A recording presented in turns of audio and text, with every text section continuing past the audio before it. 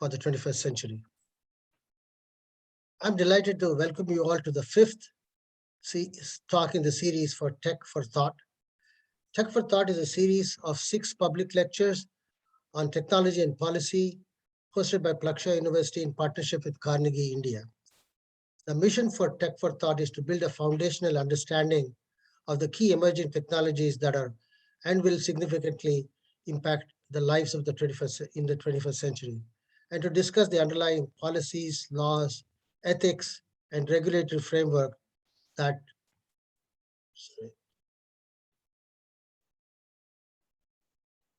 the regulatory frameworks, particularly in the Indian context.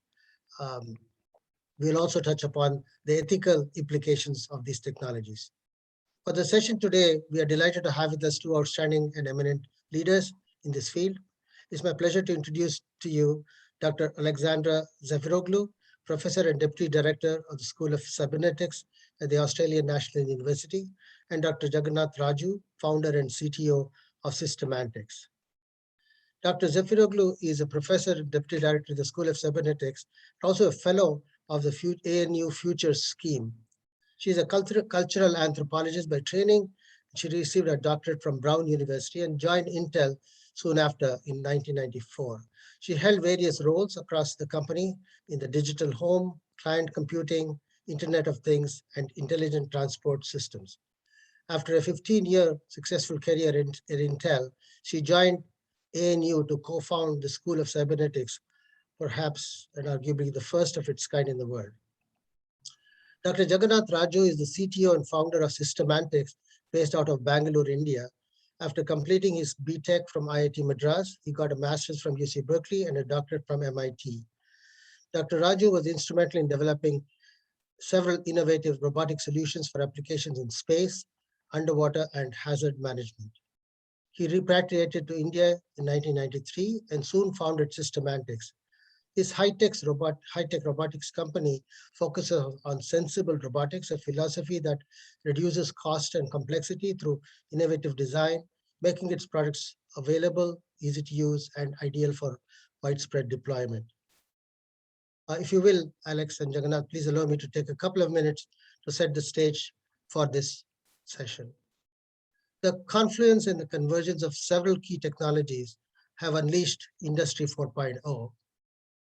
While previous industry revolutions have liberated humankind from animal power, let's say the steam engine, mass production possible through electricity revolution, and brought digital capabilities, billions of people through computers and internet, the fourth industrial revolution is, however, fundamentally different, I believe.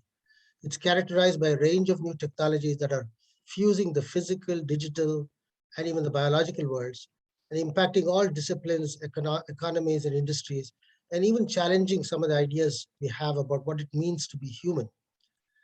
The availability of micro and nano electromechanical sensors and systems, the advent of ultra-fast and compact computers, the ease of integration of cyber-physical systems, access to big data, and finally, the development of AI-based algorithms has led to a paradigm shift in manufacturing and indeed the future of work. Today's conversation will throw some light on how robots have influenced humans and society over time from a cultural and technological perspective. We'll also look at the opportunities and challenges that lie ahead in this domain in the years to come. It's indeed a very opportune moment for such a discussion, as smart robots are already here, and it's therefore critical for humans and robots to meaningfully coexist. This is going to be an interactive session, and we intersperse the question and answer sessions across the talk. There'll be a couple of breaks in the middle so the audience can participate. We request everyone to please have their video switched on and mics muted, and use the raised hand function to ask questions in the Q&A session.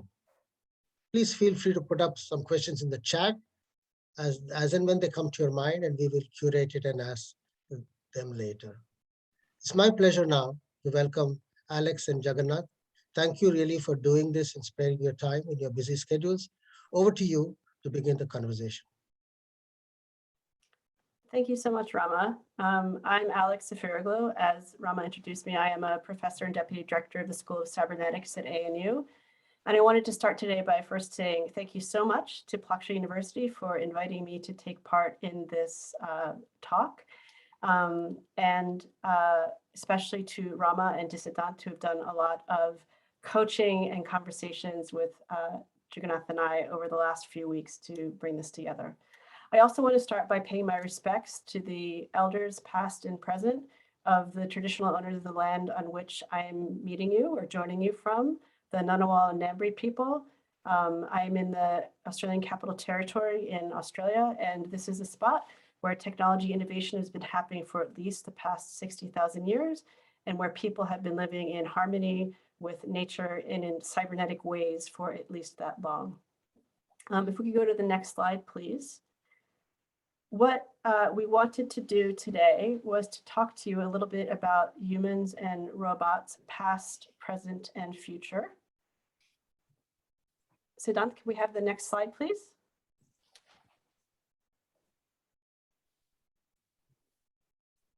Excellent. It's coming. There it is. Slowly. There we go. What I wanted to do today to start us off was to provide one framing of humankind's engagement with robotics. It's a framing that allows us to see patterns across eras and geography and to visit enduring intents and goals of humans and robots. In focusing on these intents and these goals, I want to invite us to consider not just the what of robotics and the how of robotics, but also the why and what our motivations and incentives suggest for what our futures may hold. This framing complements and builds on the perspectives that are going to be provided by Jagannath. I have Dr. Raju written in the notes, and now I have a hard time saying that. But in our presentation today, we're going to share the virtual stage, and so we're going to be passing back and forth to one another as we consider the past, presents, and futures of robotics in India and globally. But what I wanted to do was start off with a small provocation and a riff on the title of a book that I suspect many of you may have read, namely Henry Petroski's To Engineer is Human. In the book, which is really about failures in engineering, Petroski argues that engineering is synonymous with design, which he defines as making something that has not existed before. And it's this process of design in which diverse parts of what he's considering the given world or the natural world or the world around us that we've inherited from our ancestors. So the kind of given world of the scientist and the man-made world of the engineer are reformed and assembled into something the likes of which nature had not dreamed, and that divorces engineering from science and marries it to art. And I always like this quote because it reminds us that engineering is as much about designing things that are new and thinking about things that are new and imagining things that are new, and that this act of imagination is also an act of art, and it is also very much social and cultural, which of course is a perspective that you will get from a cultural anthropologist. What I want to do though is to riff on Petroski's idea that engineering is human, and instead to ask us to consider that to imagine and design and build robots is human. And what might I mean by this? So if we go to the next slide, what I wanted to invite us to do was to take a moment to close our eyes and consider what comes to mind when we think about robots and robotics. And to think about what is it that we see when we think robots, and also what might it be that we smell or hear or feel, that it's not only about sight. And when I've done this with other groups, what most often comes up in discussions afterwards is that people describe one of two things, or a combination of the following two things. The first is that they describe machines that are made by humans that display agency. So they act and they move in the physical world, and most often they act in some respects like humans or other biological life forms.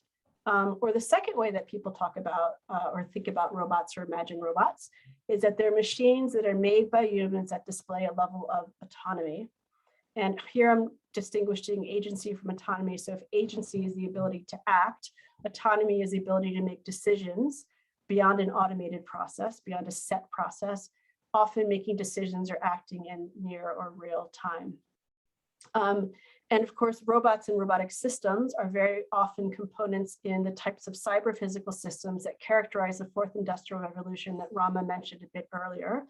And these are the focus of a lot of the work that we do in the School of Cybernetics at the ANU.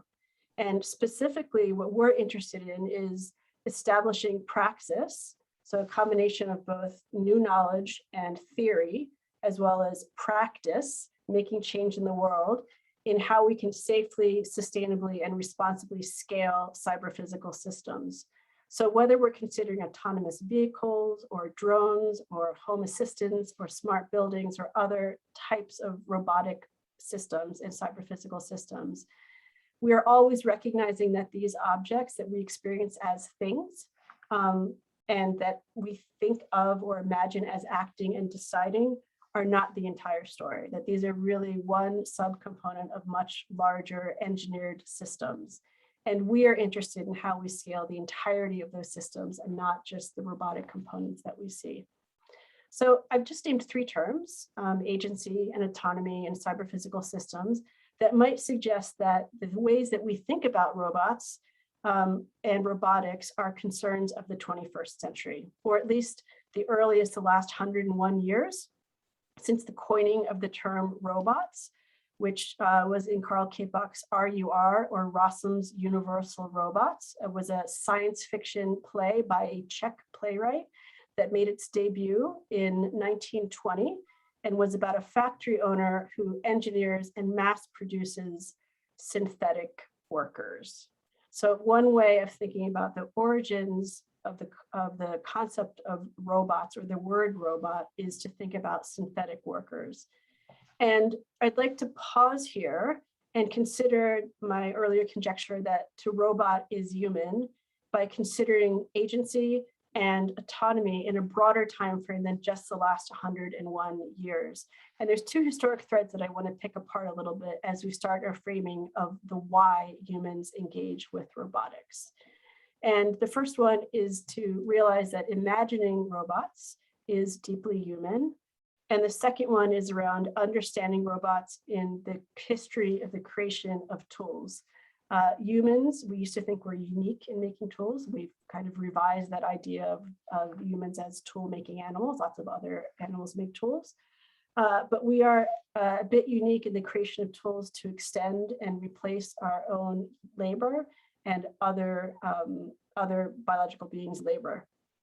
But also, I want to harken back to the idea of robot, the word robot, and its derivation from the Czech word for forced labor, and what that may mean for how we imagine and think about robotic systems today. So if we could go to the next slide, please. The first thing that I said was that imagining robots is deeply human. There is a very long history of people around the world imagining robots and writing about robots, and robots featuring, and robot-like creatures featuring in myth and in storytelling and in actual engineering practices over the last 1,000 years at least. There's an excellent book by Adrian Mayor, M-A-Y-O-R, who was at Stanford University, called Gods and Robots, that I highly recommend. And in it, she talks about robots being a form of artificial life. And I really like this concept of thinking about robots not just as mechanical engineered systems that we think about today in the 21st century, but other descriptions of life that is artificial, or life that is made by human beings and not life that is born in some way. And we find all sorts of imagining of beings that are created by humans that are self-moving and that have agency and are often matching or surpassing the performance of humans. So one example that we might take is from ancient Greek mythology, and one of the first references to a robot, of course, is the story of Talos, a giant bronze robot that guarded Crete. And it guarded Crete from enemies of the first king, Minos.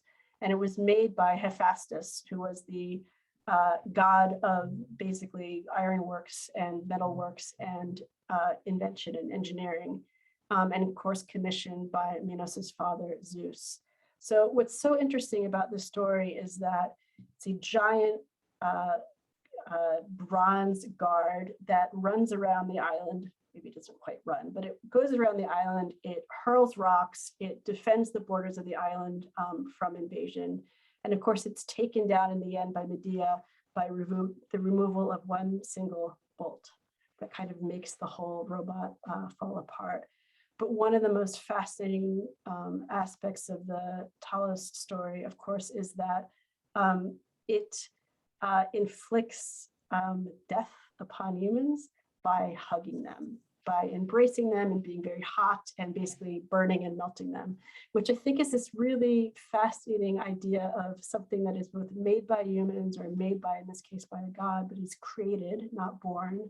And that does this interesting twist on the things that make us human and making them dangerous. I want to also mention one of the other stories in Mare's book, and that is about, and I'm about to apologize for my pronunciation, but I'm going to go ahead and do it anyway. And Rama, you should feel free to jump in and correct me. This is one of the stories about King Ajasatru.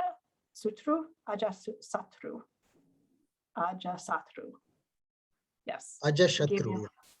Ajasatru. Of in 460 before the Common Era in the capital of Pataliputra in Northeast India. The story goes that he's a devotee of Buddha. And after Buddha's death, he kept the ashes and bones of the Buddha in an underground chamber that was guarded by automaton warriors that featured whirling blades. So, but not only did they have chariots that were automated, but they also themselves had whirling blades. And they stood on guard for over 200 years until King Ashoka fulfilled a prophecy to both disable them and distribute relics of Buddha in shrines across his realm. There's, of course, a whole series of stories that also go around this with basically an early engineer who had heard of the robots, of the artificial people that were being created in Rome to the west, and went there and was reincarnated there, married the daughter of the head robotics maker in Rome, stole the ideas, the plans for robotics, saved it inside his body you can't see what I'm doing, in a cut in his thigh, and to bring it back to his hometown. And of course, didn't make it along the way, but made sure that his son brought his body home and was able to recreate the robots. So these stories we find all around the world. We also find stories of golems in the Jewish tradition.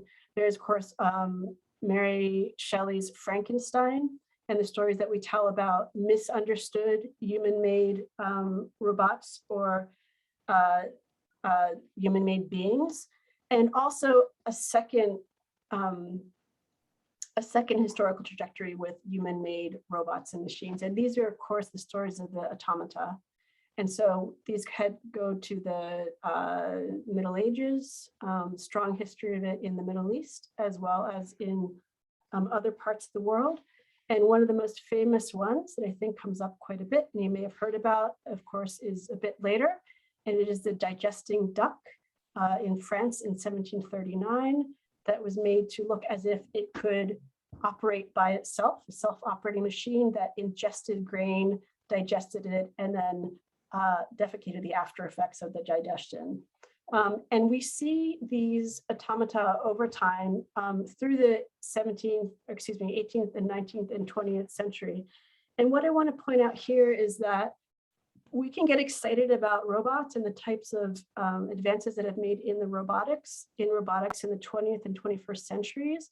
And in some ways, the what of robotics, so imagining human-made beings that have agency, well predates our current practices and well predates Rossum's universal robots. but it's really the how and our abilities to create components now that are quite different, but that impulse isn't new. The second, if you go to the next slide, please. The second thread, historical thread I want to pull on a little bit, of course, is around automation and autonomy. In this case, we need to think about robots as in the broader history of engineering of tools to replace human and other labor. So we can think about the history of manufacturing in the late 19th and early 20th centuries and processes for manufacturing that, again, Rama mentioned earlier in the first and second industrial revolutions that came with the idea of changing human labor or the development of systems for scientific management by Frederick Taylor. So this idea that we could break down complex tasks into routine smaller ones and optimize for performance over longer periods of time. So there's this, if you haven't read Frederick Taylor yet, I do recommend it. He has a whole analysis of giving men, of course they were men, the right size shovels for moving coal to be efficient over long periods of time, that you didn't want to have too small a shovel because you couldn't move enough, or too large a shovel because you get too tired over time. And what he was doing was thinking about creating consistent performance over an entire shift or across multiple shifts.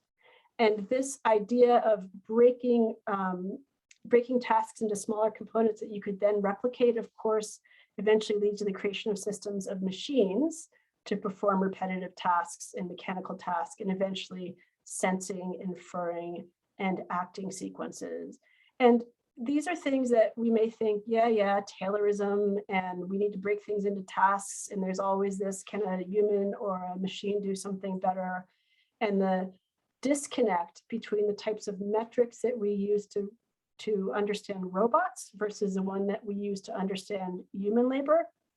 And I'll point out just a short story of doing some work last year in mining industry in Australia, and thinking about what happens when you introduce automated trucks into open pit mining, and hearing the stories of the differences between the human truck drivers that would want to prove that they could be just as efficient as the trucks. And they could, of course, be just as efficient over a shorter period of time, or the time period of a shift or two shifts.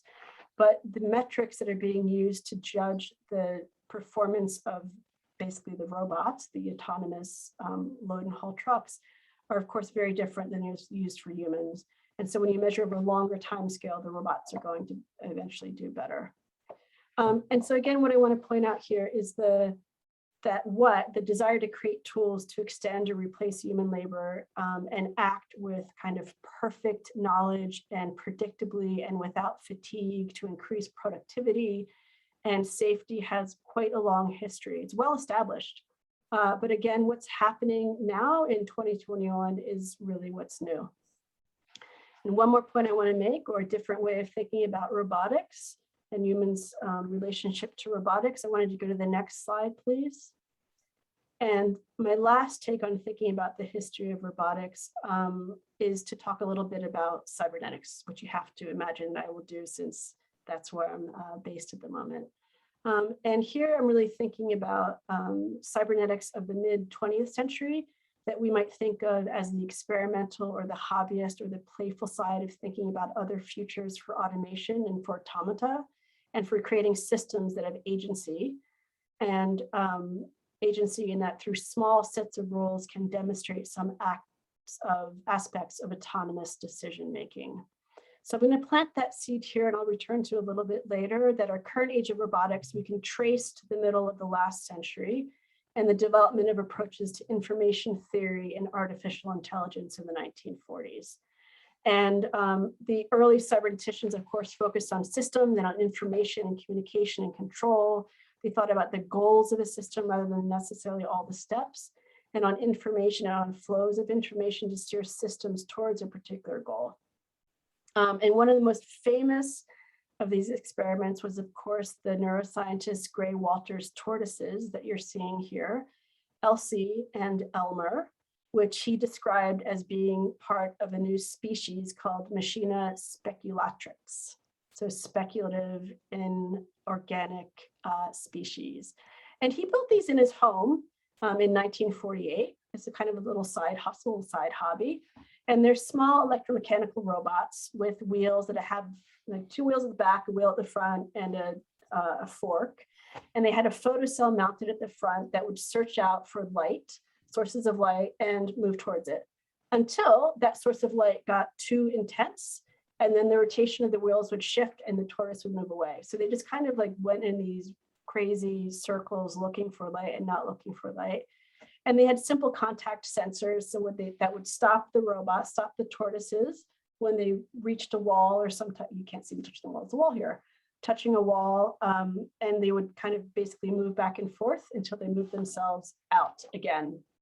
He also put lights on the top of them that were mainly at first to show that if the light was on, it was in sensing mode and it was looking for light.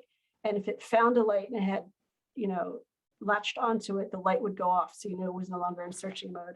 Now, of course, this meant if you got Elsie and Elmer together and their lights were pointing towards each other, they would start acting in ways that Gray Walter had not anticipated. And he called this a little bit of a dating ritual where they would try to get close to each other and then stop and move apart and then try to get close to another and stop and move apart. And he talked a little bit about their unrequited desire for each other. And it also created really weird behaviors around mirrors. So the tortoise would get close to a mirror, which I think he's probably showing with that shiny fireplace. And it would get enamored with itself, see the light, latch onto it, turn off, get too intense, turn off, turn on, turn off, turn off. And it would just basically vibrate and jiggle in front of the mirror until it could be moved off.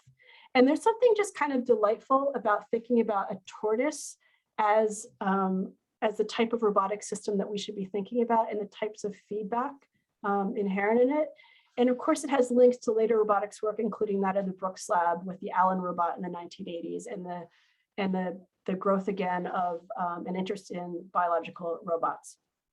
And so I find a little bit of inspiration in thinking about cybernetics and robotics, particularly second order cybernetics of Gregory Bateson, a fellow anthropologist, and others who are thinking about our relationship in systems with robotics, not just what the robots are doing, but how we are relating to them.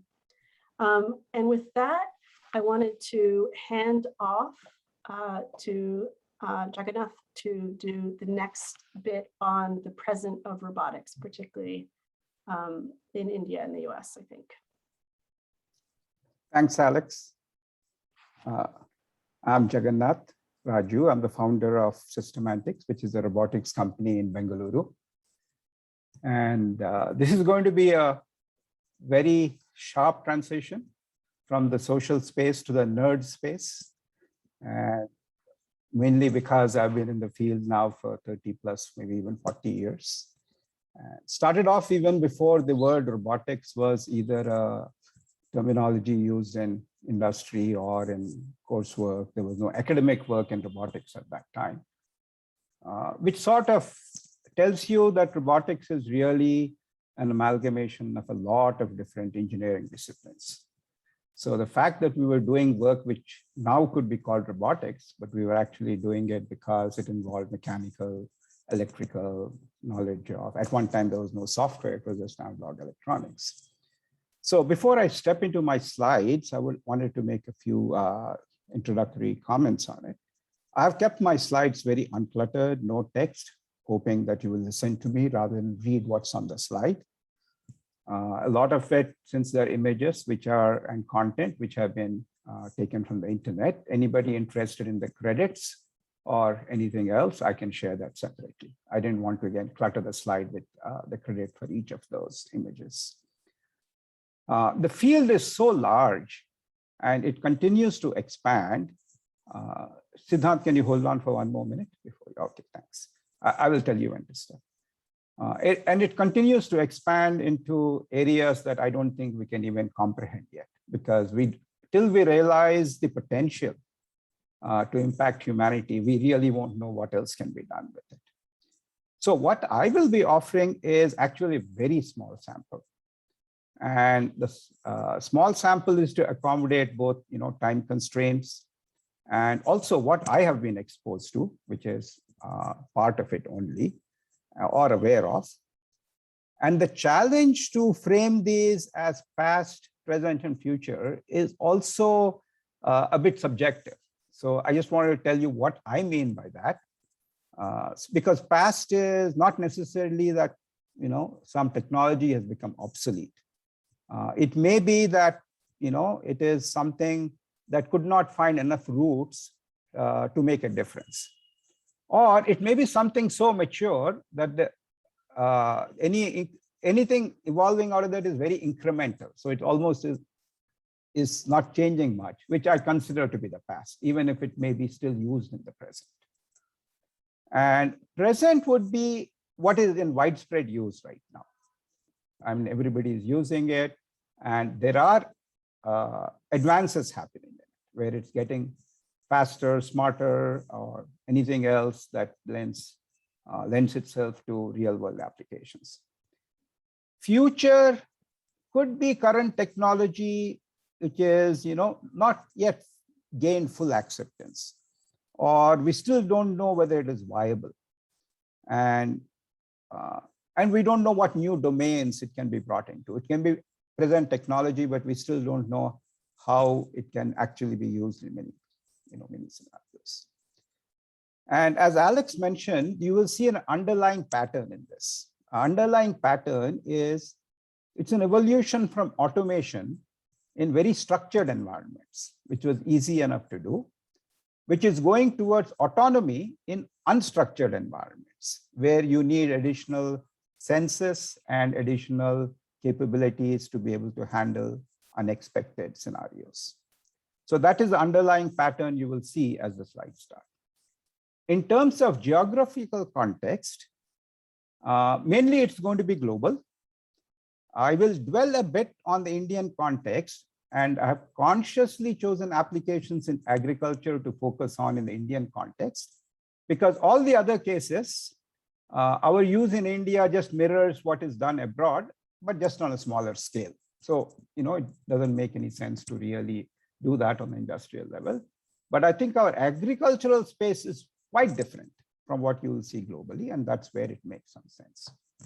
So starting with the first slide, I think the credit for the first really what you could call a robot, I mean, now you could call it a robot, is what is the most dexterous limb that we have is an arm.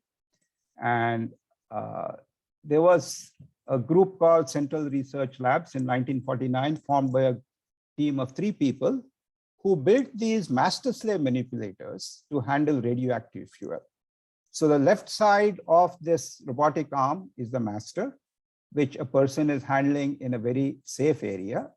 And all the transmission happens through that through tube that you see to the right side, which is handling the radioactive fuel. So this was a way of protecting people from the radioactive impact of handling radioactive fuel. And it was purely mechanical. There were cables going through from one side to the other side. And one would be surprised that even with cables, you could get a sense of touch. If you actually went and gripped something there, you would feel it on your side that you had gripped something.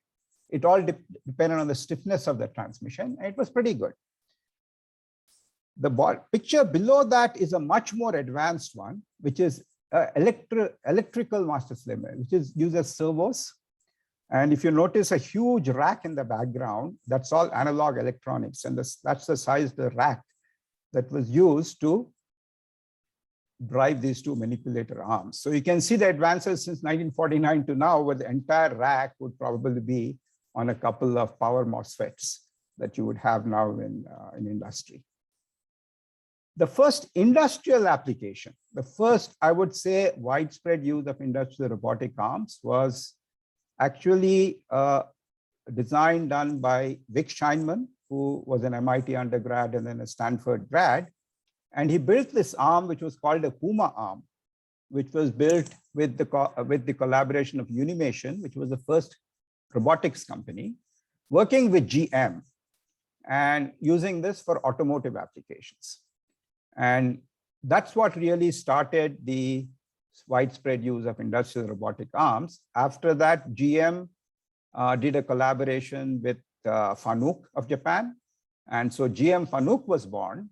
And I think Fanuc is now probably the largest and most, with the largest portfolio of robotic arms, which you see on the bottom line there.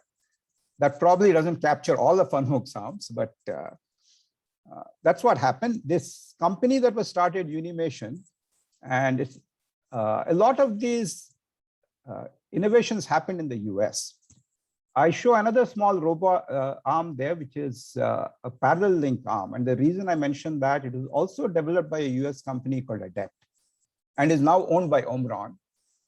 So all these innovations finally shifted where Japan now has a very dominant position in industrial robotics.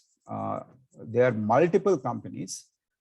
The other companies you can think of outside Japan would be KUKA of Germany, which is now owned by a Chinese company, ABB in Sweden. And interestingly, Staubli, which is now, I think, a French company, but Unimation got sold to Westinghouse, and then Westinghouse was acquired by Staubli. So there is still one DNA roots back to the Puma robotic arm, which still exists, which is Staubli. So all this portfolio are there. The reason I have put all this in the past is the Fanuc arms now are a bit different than they were 10 years ago or 15 years ago. I mean, they are maybe more lighter weight. They look more sleek. They use more modern components, but otherwise functionally they're almost the same, which is why I consider that in a sense to be the past. Next, Sidhant.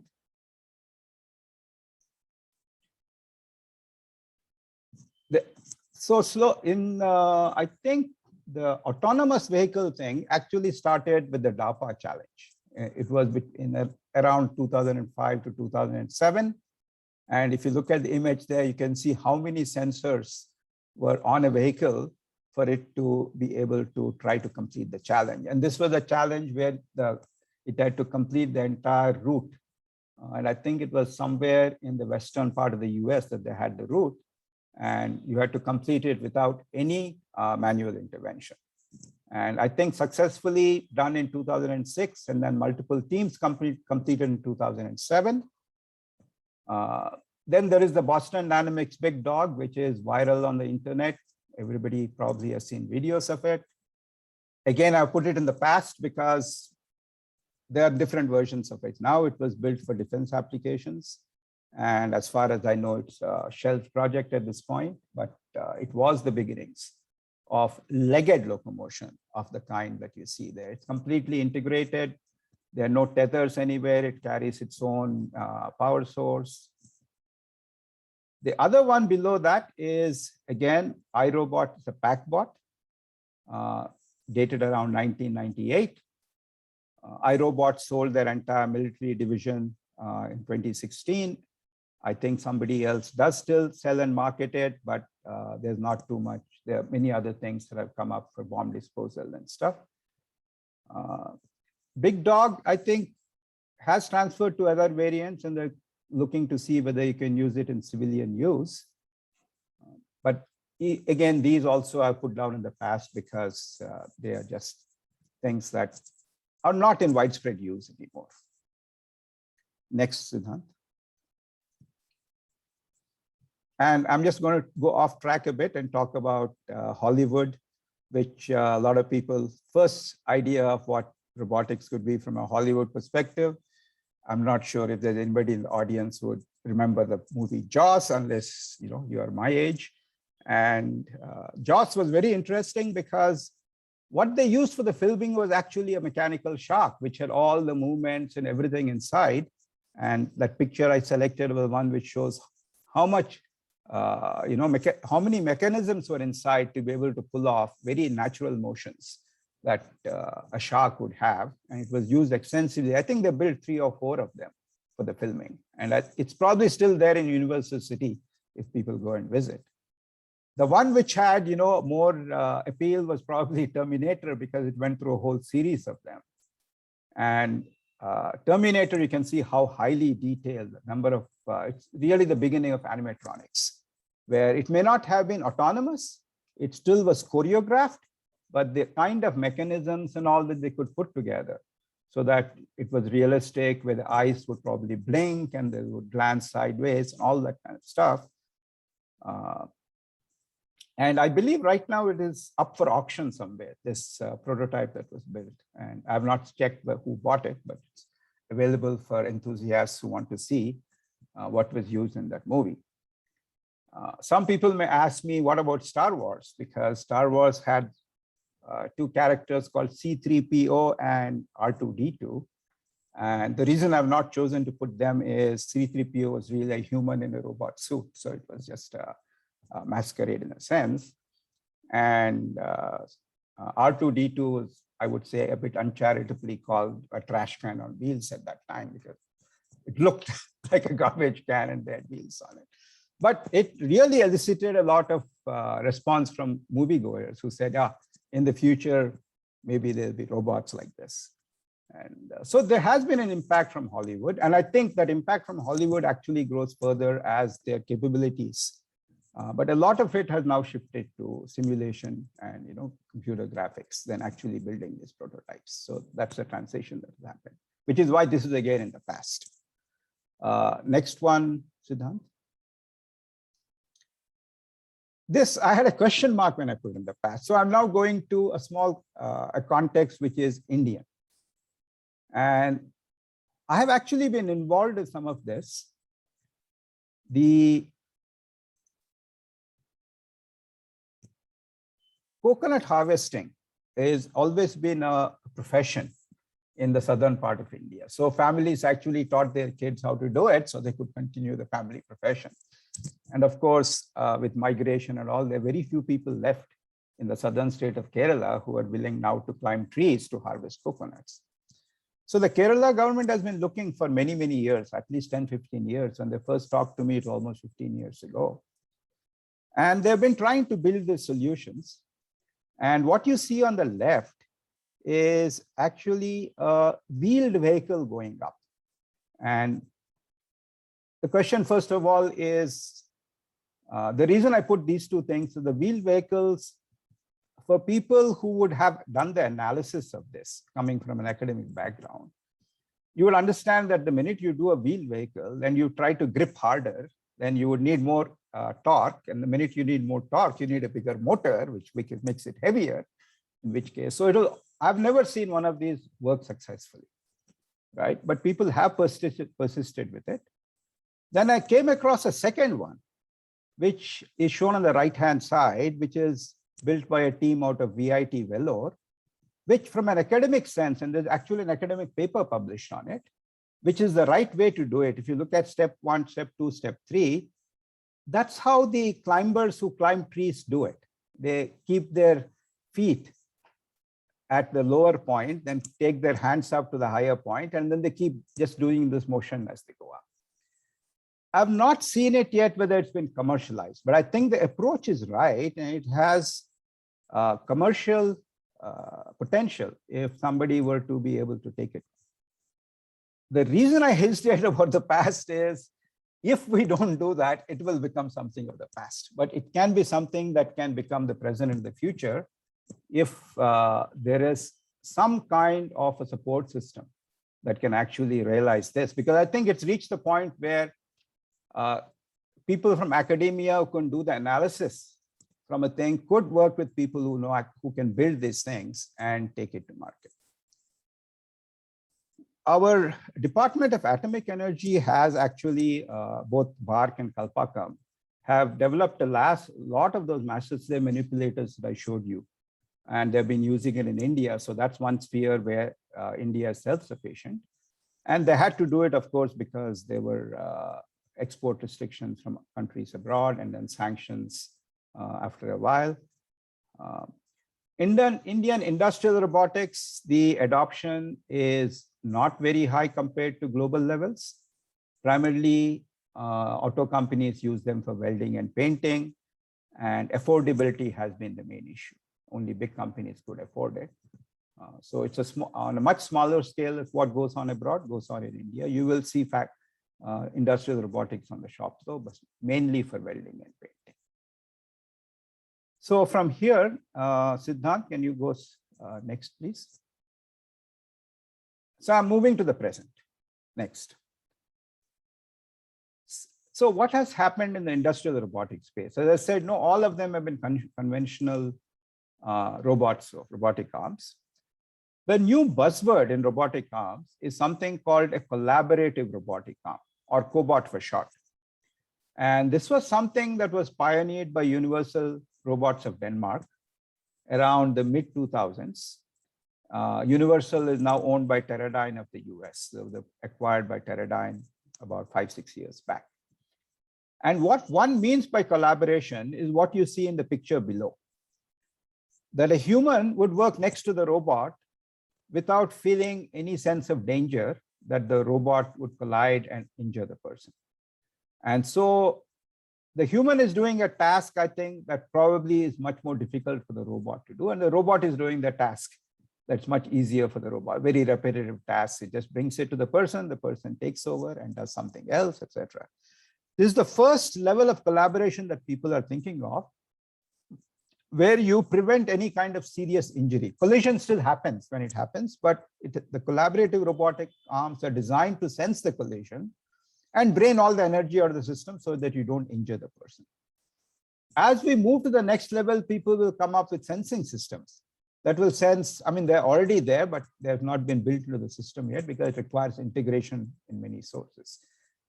That will be the next level of collaboration, where they will know each other's presence and they won't collide, right? The robot will take evasive action if it senses that there's a person in the way, and then will work out a new path autonomously, saying, oh, I need to go around because this person's hand is in the way.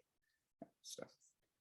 There are many manufacturers of cobots now. Since 2005, every major company in the world is now producing collaborative robots. And its use has spread like wildfire. It's no longer used only in industrial uses. Now people use it for flipping burgers. They flip it for putting toppings on pizzas. And it's only one's imagination constraint that would keep you from doing whatever you want with it. So this is what is going to be growing at a maybe 50% growth rate year on year for the next few years, and is the really hot space in the industrial, in the robotic arm space.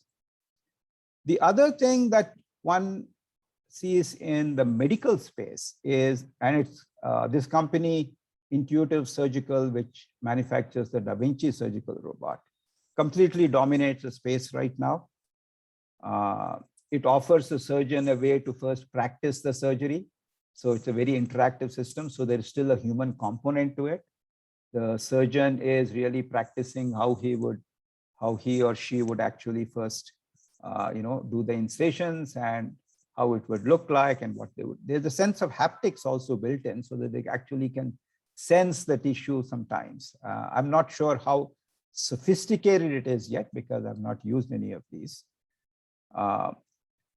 And the basic idea is to eliminate the tremor from the surgeon's hands so that the incision is very precise. And the use case is that if you do very precise incisions, both post-operative care and recovery would be much lower.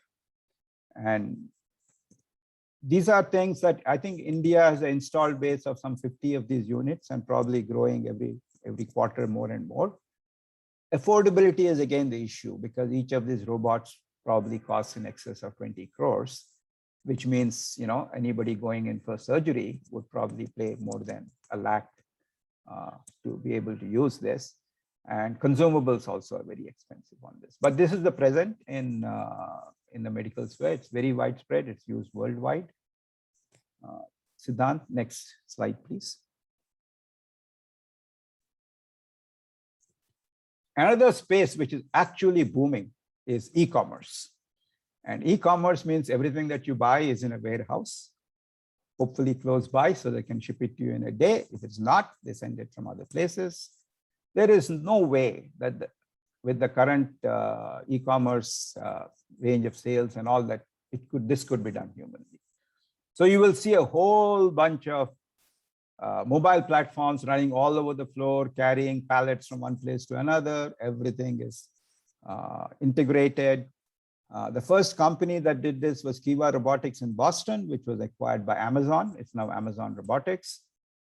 It's graduating to the picture that you see below that, where now they're starting to put robotic arms onto the vehicles so that not only can it run around, it can also pick out stuff from shelves. Not that prevalent yet, but I think it will slowly pick up as more and more, the need arises for it. It's much more expensive than just having that mobile platform. So there will be, cost issues related to that. That's in warehouses. In homes, iRobot's Roomba has been around for, I don't know, 20 years now. It's, again, a company that came out of the Boston ecosystem, robotics ecosystem. I never felt really that it would have much of a market in India, given the kind of environments we have. But you would be surprised when the pandemic happened, all the iRobot models in India went out of stock. And you had to wait, or you had to find somebody that you knew in iRobot to give a call and say, so people called me up and said, do you know anybody in iRobot?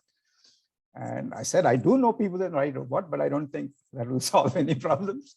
You got to learn how to sweep and don't wait for the Roomba to show up. The interesting part is that it has evolved to be able to handle the kind of, the types of dirt that we have and the kind of environments that we have, the kind of floors that we have. It's pretty effective. It's effective enough that people are paying the price point for it and buying it. So it shows that people will, that the robotics can adapt to different global situations. And the pandemic has actually triggered a lot of interest in these kind of systems that people were looking for, which would do your work for you. Now, I guess when people go back to work and no longer work from home, they will really figure out whether they still want to keep these things or whether it will go on to a new thing after that. But iRobot has lots of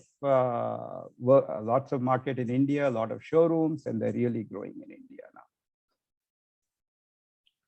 now. Next, please, Sidhant. This is the one I wanted to show up. I was debating whether to put it in present or past, and I'll tell you why.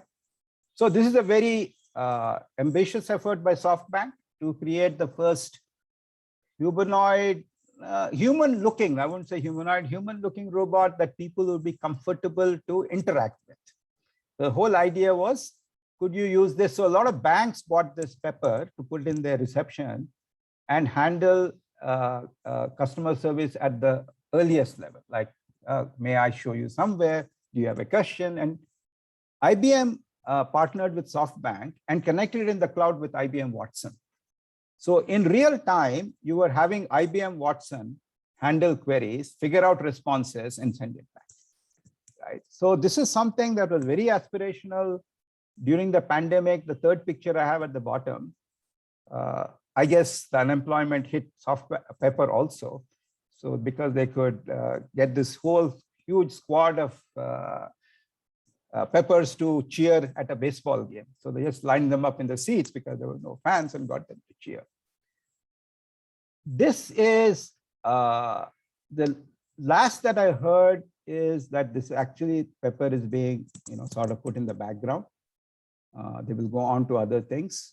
They've stopped production of Pepper now. And I think some of the places where it was overreaching, it was one of the early settlers in this space and couldn't handle the expectations that got set up. And that's one thing that you will find, that expectations are very high when you build anything which says that you can handle human interaction, right? They expect it to be human interaction, and anything that's even slightly off the thing will be jarring for people. So that's one of the things that has come out from this, but I think this will be the platform for people to build future ones, which will actually handle maybe human interaction, even more sophisticated human interaction. And the next one, Sidhant. So I was looking for something for the present in the agricultural space for India. And there have been multiple drones companies in India. The first one was Idea Forge, which is already probably more than 10 years old. A lot of the problems really have been, there have been regulatory problems. Can you legally fly one of these things? But one of the things that I have seen that people are picking up and is actually a use case that makes sense is spraying insecticide or pesticide or nutricide, whichever way you want to call it, and seeds and stuff like that. This is a very, very effective one, which is currently can be used. There's nothing preventing you except probably regulation to use this.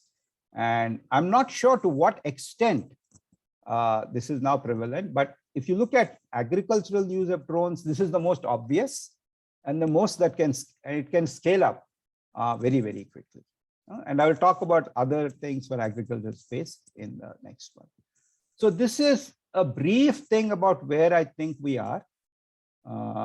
And as I said, it's a very small sample. So before, I think the future for robotics is actually still going to be driven from the non-nerd side. It's going to be something that will be a cultural imperative or a social imperative or something that's part of a strategic way to do things. So I'm going to pass the baton back to Alex to sort of talk about that so that then we can see, once we get seeded with various ideas from that space, what is it that we can do with all the technology that we have so far put together to be able to realize what the expectations are for the future. Thank you, Dr. Raju. Before we go to the questions, could I just request if we could answer a few questions that the audience members had asked? Sure. So Ojasvi, if you're there, request you to please ask your question. Hi, Sidhant. Hi, Alex and Jagannath. Thank you for such a lovely landscape version of how humans and robots have been coexisting and developing so far.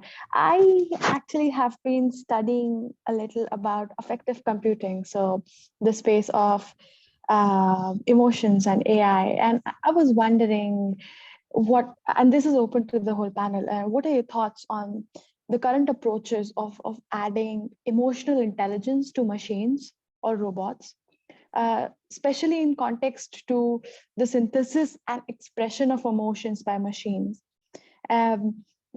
Again, if you guys have any recommendations for me of things that I could read up on and learn from, that would be awesome. I would love that. And the reason I asked this question is because I'm reading this book called Affective Computing by Professor Rosalind Pickard.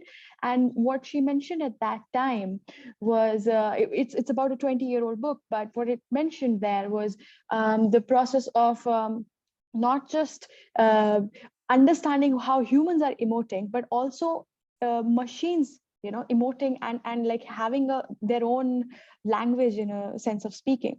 And I wanted to know, given that we as humans learn over years as we grow how to, understand and identify what an emotion is, how do you think something like that will happen in machines, and what does it mean to you guys?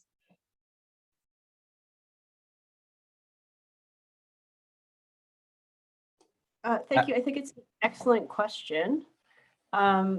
Affective computing, you're right, Roz Pickard is the person that you should be starting with, most definitely. I think I tend to think about emotion and affect as two sides of the same coin, or that they're not quite the same thing. And affect being kind of the expression of some type of inner state, but it's behavioral, whereas emotion is cultural and psychological.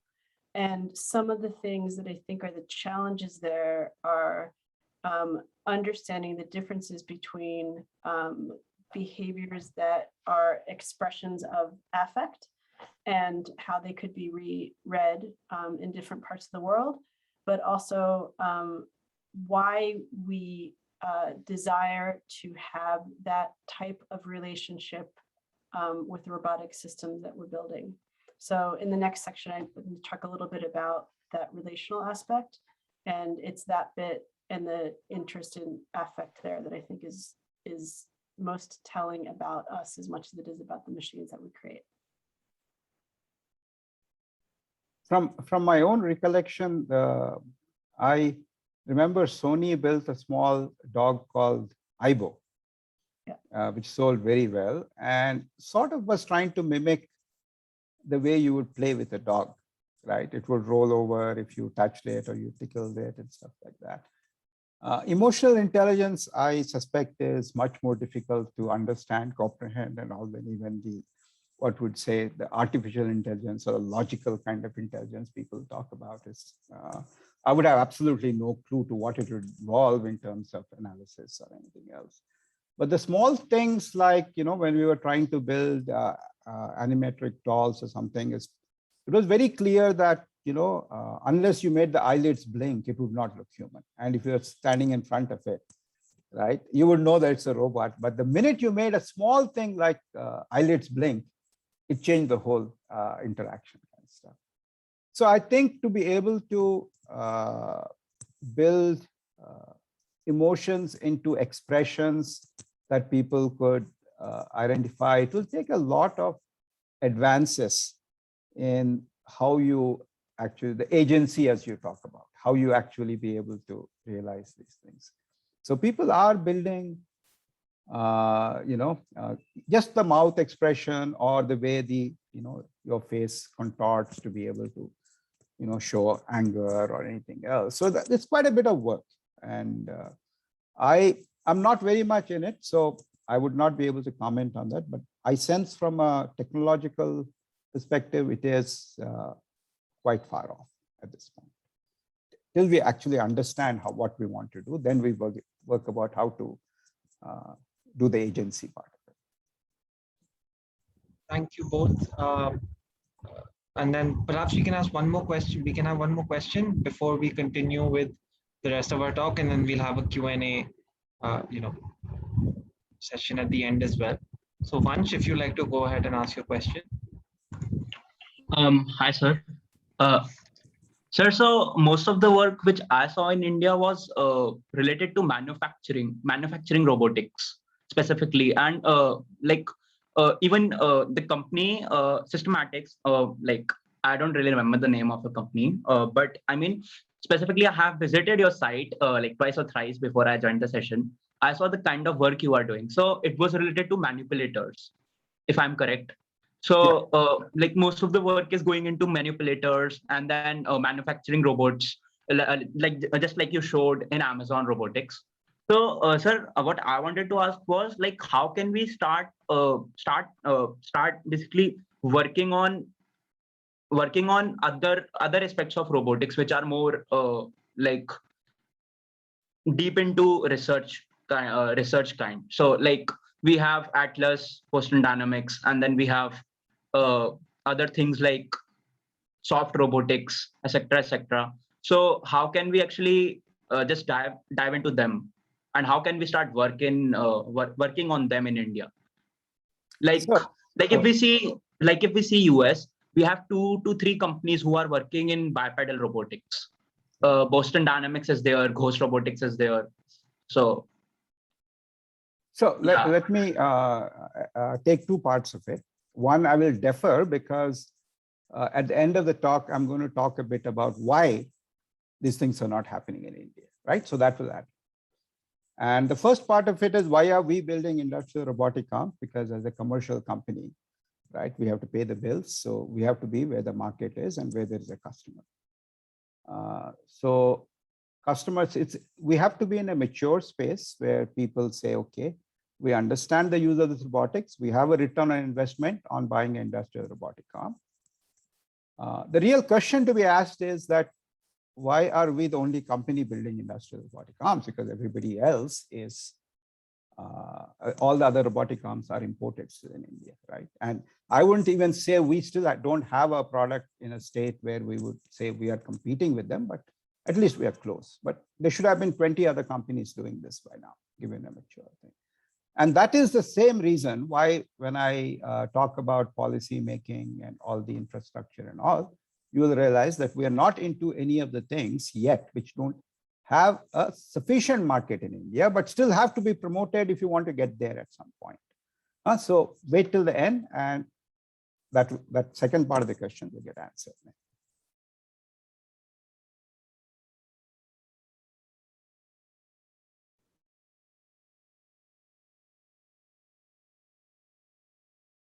Sorry, Professor, I think you're muted. Yeah, I thought I had unmuted and I had muted again. I wanted to take over again and just talk very briefly about thinking about robotic systems and robotic relationships. There were so many excellent examples in the previous section that I want to build on that just a little bit. And if you go to the next slide, please. What I want to point out here is, it's a point I made a little bit earlier, but that was very, very clear in all of the examples that we just heard, is that when we're talking about robotics, we tend to focus on the figure and not the ground, right? The figure here being this goblet-shaped vessel, which is, supposed to represent the robot itself.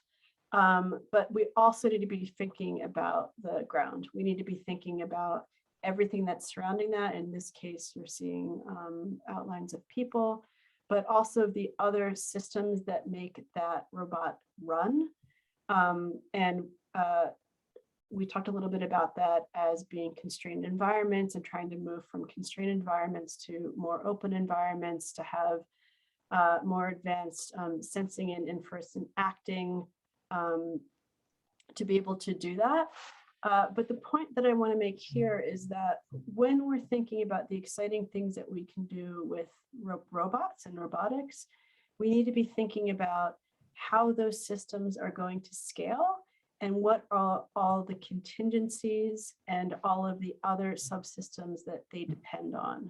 So it's not just, can I build this robotic arm for manufacturing, but it's also the things that Jagannath was talking about earlier around what is the ecosystem, why is there not more competition, what are the policies around there. You have to think about the communications infrastructure, you have to think about all sorts of supply chain things. And to focus just on the figure is not really what's most interesting and not really what's going to get us very far in the future when we think about how these systems are going to scale. So while it's exciting to think a little bit about the interaction between robots and humans, we also have to be thinking not just that kind of tip of the iceberg, but everything behind it. So if you go to the next slide, we've talked a little bit about robotic vacuums. And what I think was really interesting here was some of the examples given earlier around where a lot of robotics research has come out of, particularly DARPA in the US, and some of the earlier versions of the robotic vacuums being found in military applications around mine sweeping, etc. But also harkening back to what are the stories that we tell ourselves around robotics and what robotics are for. And I'll go back to the story at the very beginning around Talos, and the things that we're doing are creating artificial life to do the work of warfare often, or also the work that we do not want to be doing ourselves. But again, when I look at these types of systems, and when I look also at the other example that I thought was so good, and now I'm trying to remember which one it was, because I wrote it down. I think I'll just stick with this one.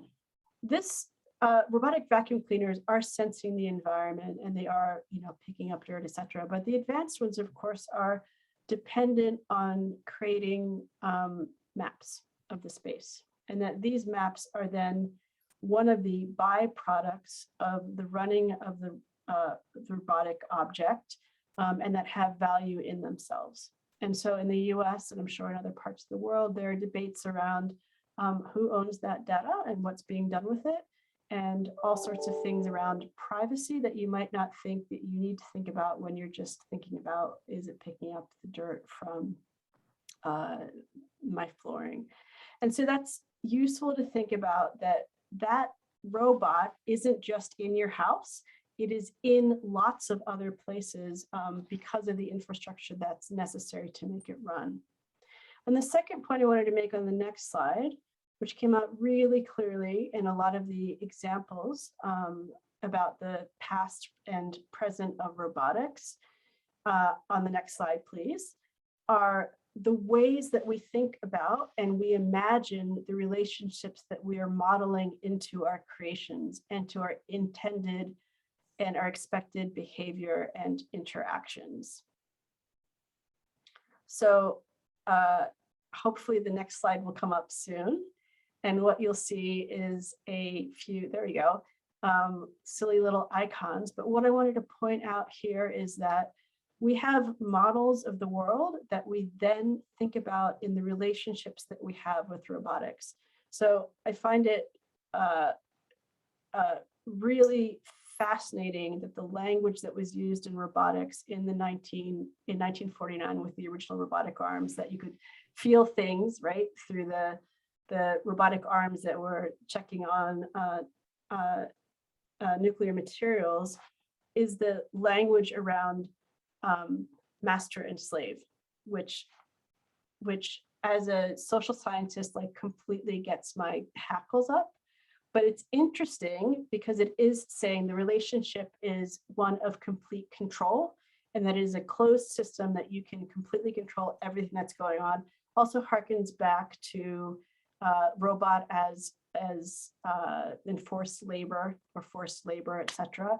And the shift to thinking about things like cobots or collaboration, or thinking about the Boston Dynamics as like slightly dog-like, and what type of interactions do we expect from a dog and how do we expect it to act, or thinking about robots that may be more like cats or like babies that need to learn over time, or like Gray Walter's tortoises, or that are basically taking the shape of cars or shape of vehicles, but if they are autonomously driving systems, right? And it's the act of driving that's made autonomous, not the car itself.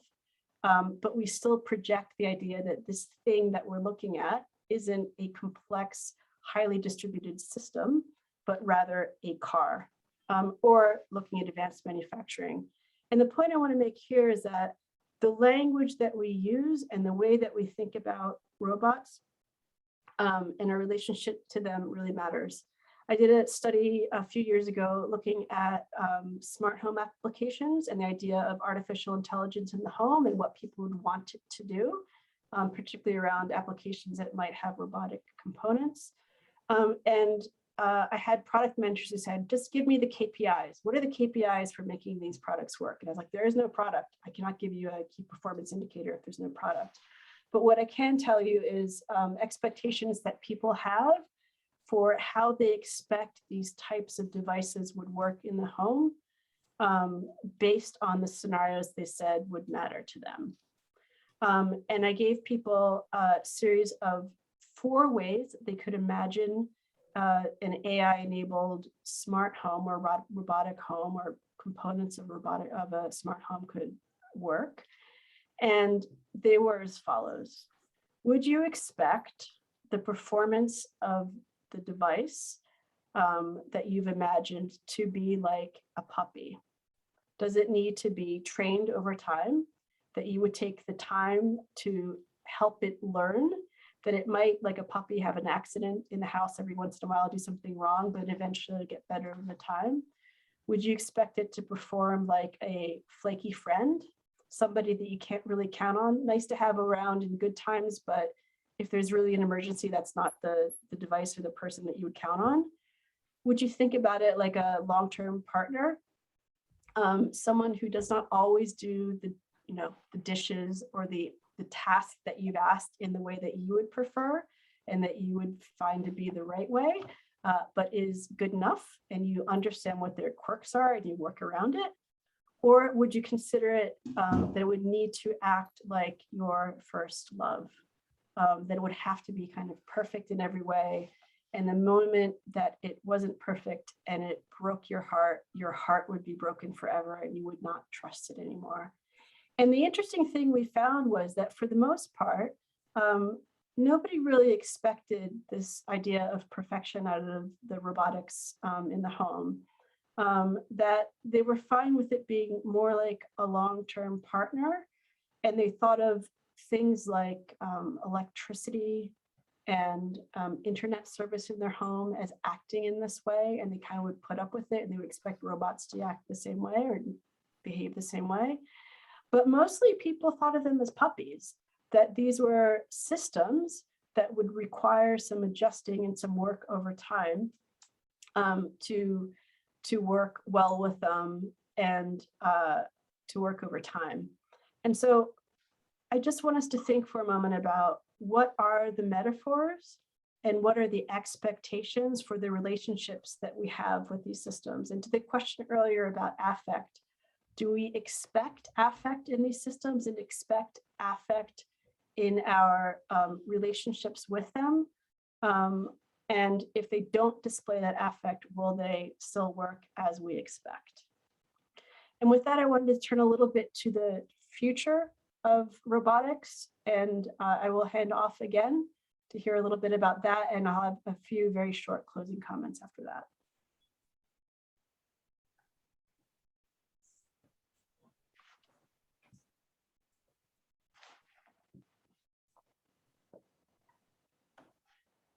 So I think we probably go to the next slide. Okay. You will notice that I've not put timelines on these. I couldn't locate the right astrological charts for it yet. And as I mentioned earlier, some of these are already in pilot. This is one of the big things abroad, that you will do delivery. It could be bipeds, it could be drones, it could be multi-legged, it could be wheeled vehicles, it could be lots of many things. Some of these are already being tested out. There is one company, the commercial viability is, I would say, yet to be established completely.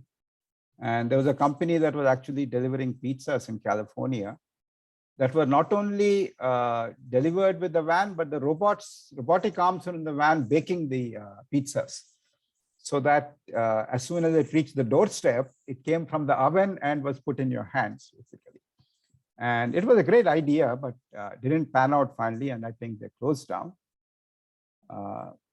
So this is something that I think slowly will work out. A lot of it will have to do with regulatory practices. I don't see any of this happening in India at this point. Basically, autonomous vehicles, we are still a long way to have stuff to do that. The drones part, I think in India is being used for delivering medical supplies kind of stuff. That's being explored. Otherwise, the rest of it is still something that will stay abroad for quite some time. But delivery is definitely a big space for the future for people building robotic systems. Next slide, Sidhant. And as someone mentioned, Boston Dynamics Atlas. The reason I put it in the future is there has been an Atlas earlier, but it was very primitive compared to what is available now. It can do a tango, it can do all kinds of dancing. There are viral videos about it. So this is definitely what will be in the future. What kind of applications will be suitable for it? People will figure it out.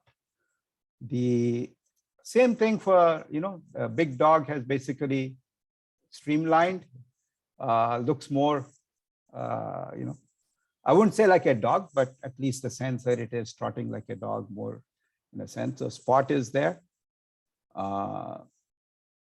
Atlas was used extensively by the DARPA challenge people about 5-6 years ago. So they got a lot of feedback from that to be able to take it to the next level, where now it starts to do things like, you can just see the videos online. It shows the extent to which it has become really agile and dexterous and stuff. The other Android in the future is the NASA one, which has been built for space. And like anything else, a lot of the technology that has gone into the Valkyrie will slowly trickle down into a lot of other civilian and use at a more affordable thing. So that's really what happens with a lot of these projects, that they all end up. Next, please. This is something really, I don't think too many people know about it, but there's a German company that called Festo, which was in the pneumatic space. They have been inspired to build bionic robots. Anybody who has not seen these, please go look at the videos. They have everything from spiders to, butterflies to flying foxes, or they look like bats, elephant trunks. All these have been bio-inspired. And there was a mention about soft robotics. A lot of soft robotics is what Festo is working on. And this is one of the things that may not be immediate applications, but it will build technologies that will find uses as people realize what the potential of these things is, that these kind of things can be done, right? People will start working out how to leverage this. And the last slide I have on the future is, again, coming back to India. Again, I'm focusing on agriculture. Agriculture in India, farm labor is a very big problem because of migration. Tasks in the hot sun are very, very hard. Nobody really would want to do it in real life. And there's upward mobility of the next generation. They are not going to be sitting there in the village. They want to move. Upward mobility is there. These are all issues. So one of the things we can think of is, why not take technology back to the farms? So people who want to build all these things, they don't have to be in cities to develop this technology. They're developing technology that they can use directly. You will already see a lot of small farming moving into greenhouses or net houses. Net houses are a lighter version of a greenhouse. And farming there, because you don't have to suffer the vagaries of the weather, and you can really have very high, very efficient production. The potential to automate to a small extent, and then maybe some kind of autonomous work like sensing which fruit are now ripe and need to be picked, etc. So all things that have a large potential in India that people are already working on. The bottom right picture is a cotton picking robot done by a company called G-Robot Mac. Again, these are all small steps, because the real challenge in this technology is that the environment is very hostile, especially if you're outside. Everything that you build has to have ingress protection from rain, from dirt, from dust. All that takes the cost high. And then you have to figure out how to make it affordable.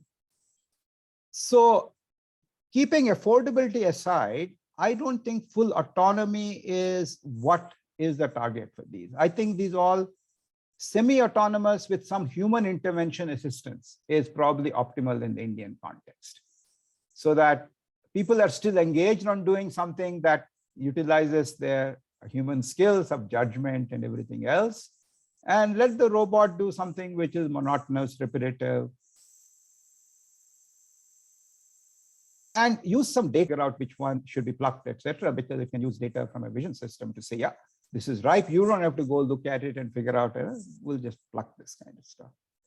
So having a focus on robotics is in the agriculture space is, I think, what the future is really for us, for something which is local context.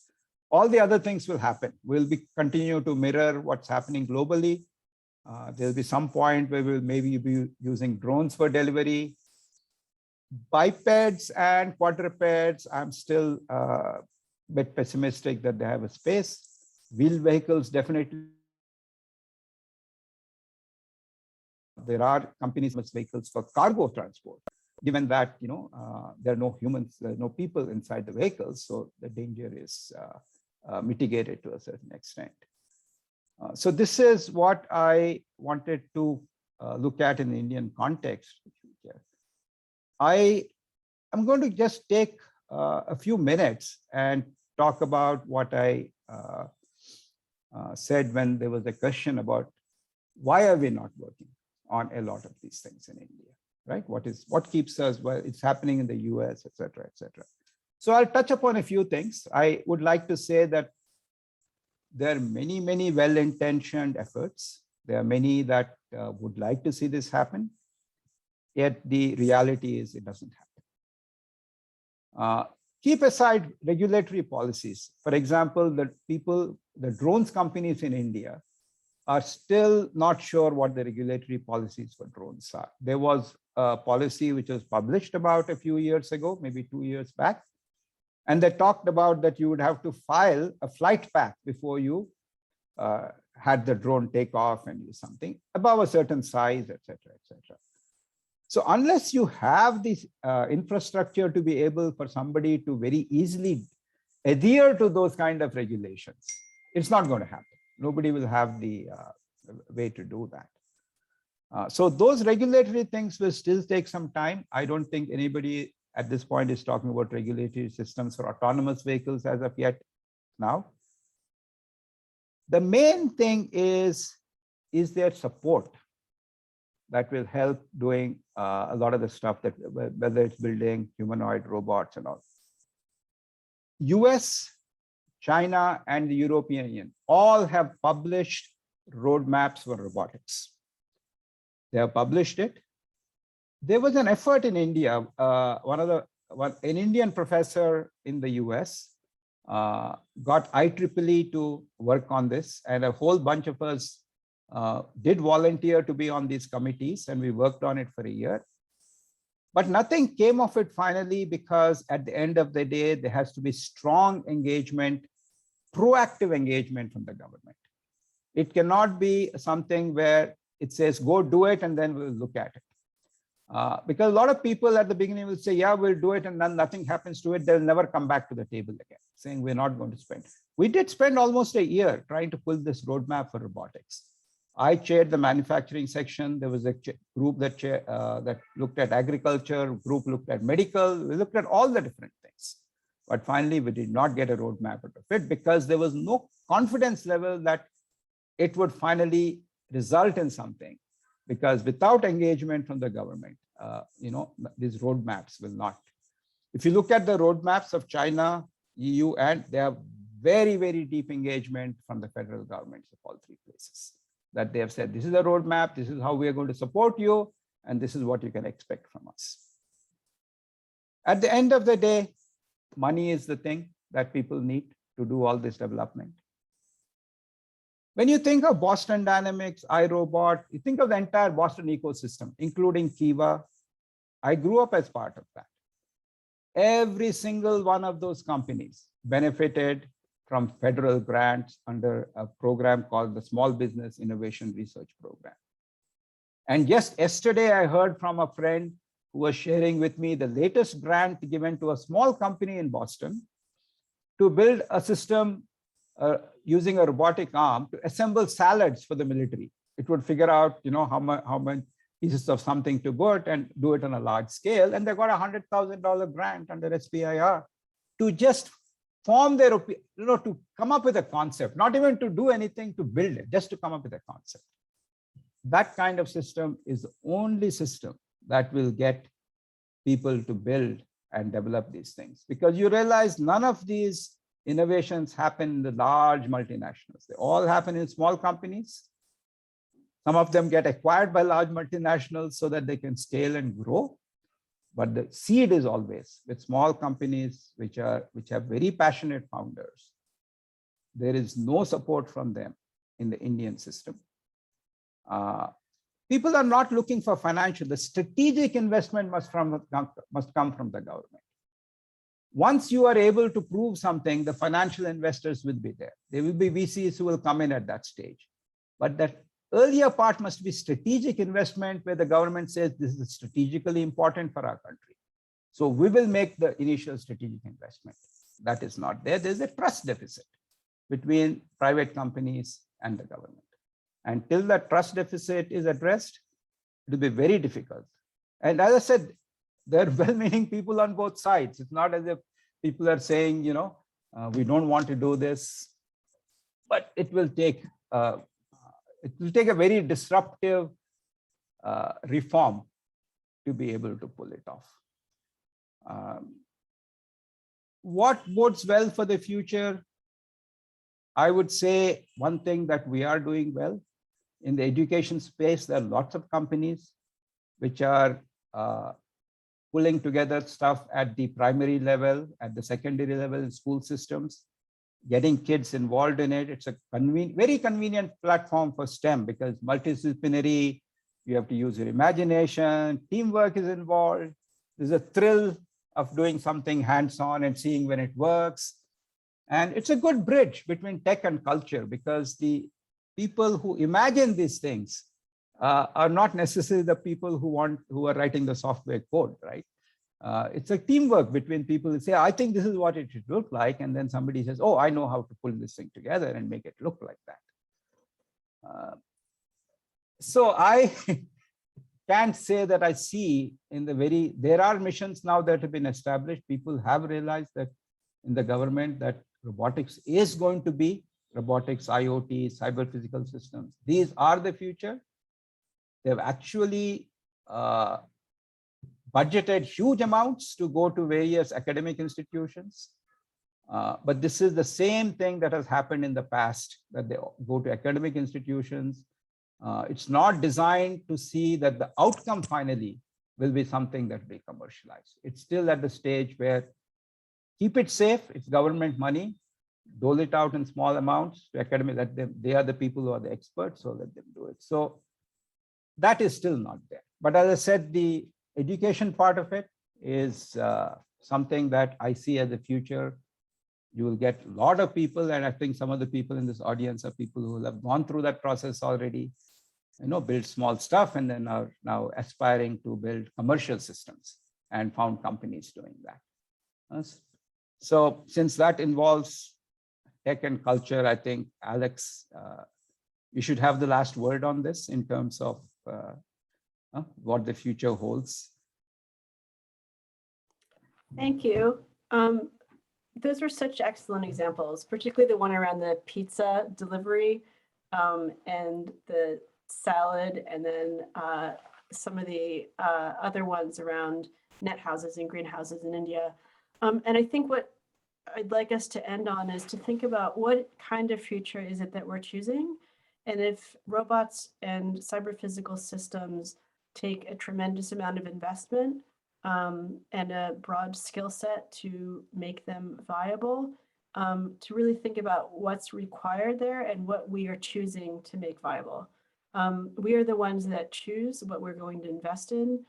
Some of the topics that you brought up around advanced manufacturing and healthcare and agriculture and logistics and transportation seem to be the right areas. And when I say logistics and transportation, I don't really mean thinking about delivering hot pizzas directly to someone's door, which is a nice kind of pet project, but really not going to solve the types of problems that we have at the moment around feeding everybody, around climate change, around global logistic systems, et cetera. There are big things afoot, and we should be thinking about where we want to put our resources. And like consumer products are nice, but what do we really need to extend and replace human labor, and at what costs? And then how do we measure those costs and frame the most pressing applications and opportunities? So if we go to the next slide, I just wanted to finally end with a question, which is, how can we account for the values and the costs of future robotics investments? And what tools do we need and what skill sets? Because as you mentioned, STEM projects are wonderful because they generally require a broad range of skill sets. And I was really inspired by the example that you gave around robotics to harvest coconuts, and that the problem was really cracked, no pun intended, by having people on the team that went and actually talked to the people and watched people climbing trees to see how you actually get up a tree, and then modeled the successful design on that. And so what we need are people with really broad skill sets, or teams of people with really broad skill sets to develop these systems. And we also need to think about, when I say the costs of future robotics investments, to think about timeframes for these. What do we invest in now? and what resources are we using now, and what resources do we then leave for our grandchildren and our grandchildren's grandchildren. So robotics, super important, really pressing issues in the world that I think we can apply them to. And let's really think about how we want to do that. And with that, I will go to the next slide that just says, thank you. And I think open it up for questions. Thank you very much for that fascinating talk, Dr. Raju, Dr. Zafiroglu. We had a couple of questions from the members in the meeting. So I'd like to request Rahat to kindly pose his question. Namaste, everyone. Thank you so much for the wonderful talk, dear professors. That was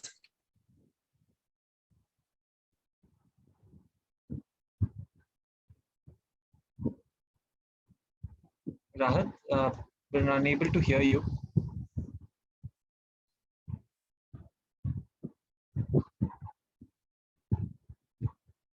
All right, we'll come back to Rahat. In the meantime, Dr. Ramakrishna, you had a question as well. No, I think Rahat may be back, or should I? I can wait. Am I audible now? Yes, we can hear you. Go ahead, please go ahead. Thank you so much, Professor. Yeah, my question is that could the idea of exchanging a human body with a robotic one while being alive be possible? Like just having a total transformation into a robotic body while having all human functionalities. So if a person is completely deceased and in the way of donating all his organs, can we just transplant the body with a robotic one? Do we see this happening in the future? I just want to know your insights, professors. I'm pretty confident there'll be a movie about it, science fiction. I mean, it's an interesting question about consciousness, right? And what makes a person, and how many parts of a complex system you can replace before that complex system becomes something else. I really love the question as a provocation to think about, really, it's a nice provocation for thinking in systems and for thinking about what is replicable and what the relationships are between complex parts and where that actually breaks. So my initial response is like, no. And then I go, wait a minute, that's actually a really great question. And it was something that I think I don't have an answer for right now, but it's good to think with.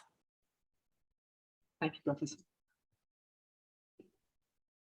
Thank you, Professor. And sir, could you just let me know the movie that you said, which is actually science fiction? No, I was suggesting that somebody would make it, because this is imagination really that is the kind of imagination that starts people thinking, can we actually do it? I wouldn't have been able to imagine something like you just asked. Right? That's my limitation, but there are people who will have those, and then that will challenge us. We'll say, can we actually do something along those lines? Well, I mean, it will always start with the movie, because that's all, will actually get more people to participate in it and say, yeah, this is what it should be. Place out a scenario, basically. It's an interesting question because there's already work being done to create continuations of people after they have died. So training models on the types of answers that someone will give, and then be able to do like basically chatbot experiences to feel that you're talking to the person because it's been trained, the system's been trained to sound like the person. And so you're really talking about a expansion of that idea.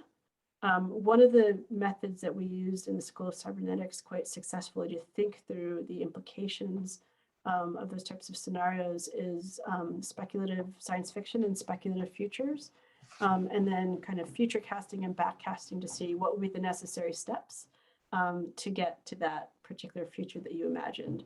So that's why one of the reasons I was saying it's a really good question to think with, because if you take that as your endpoint, you then have to say, okay, what are all the steps that would have to happen along the way? And then would we be willing to invest in that? Everything from what are our values?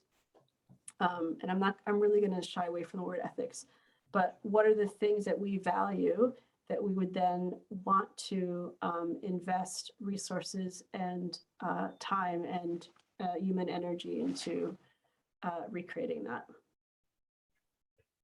Thank you, Professor. Thank you so much. A little over time, but if it's okay with our esteemed speakers, if we could have perhaps one last question. Vansh, if you'd like to go ahead and ask your question.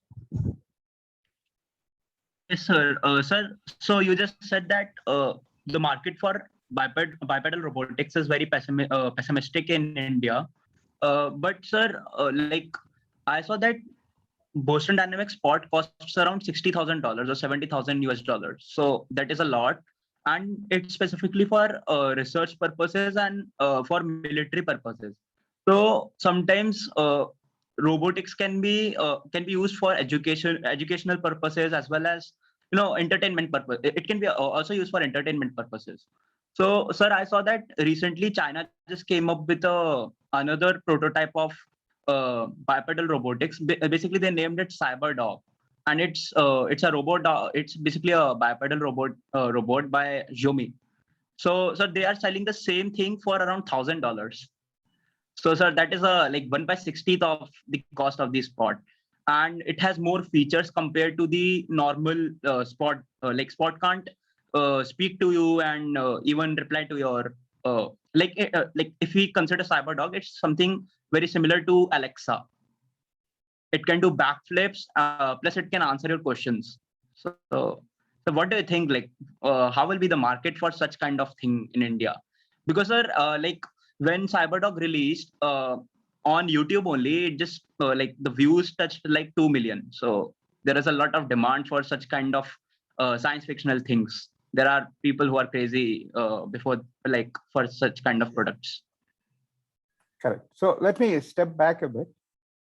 Boston Dynamics was recently acquired by Hyundai.